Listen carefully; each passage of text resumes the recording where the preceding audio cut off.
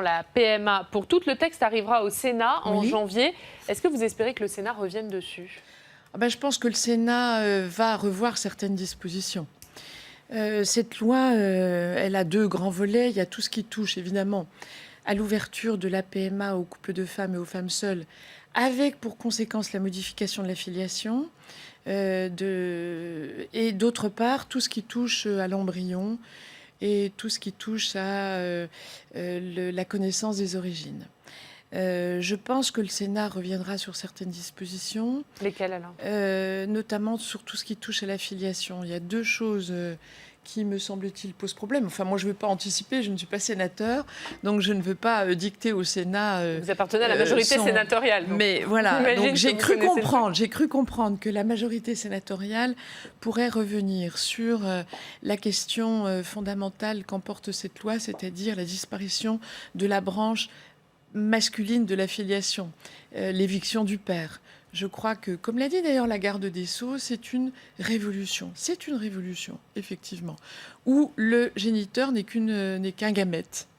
Il n'est plus un père. D'ailleurs, la ministre l'a dit à plusieurs reprises.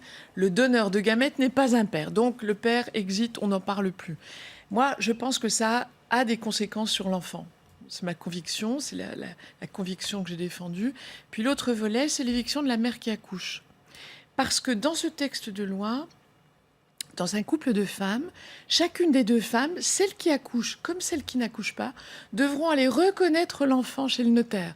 Alors que jusqu'à présent, et depuis le droit romain, mater semper certa est, la mère est toujours certaine. Pourquoi la mère est-elle toujours certaine ? Parce que c'est celle qui accouche précisément. Or, la mère qui accouche ne sera pas plus mère que l'autre membre du couple. Donc, l'éviction du père d'un côté, la non-reconnaissance de la spécificité de la mère qui accouche, pour moi, ce sont deux lignes rouges dont j'espère vraiment que le Sénat pourra revenir dessus. C'est un débat tout à fait fondamental. Les Français n'y ont vu que la question de l'égalité des droits entre les couples. Et comme ils ont la passion de l'égalité, ils sont pour cette loi.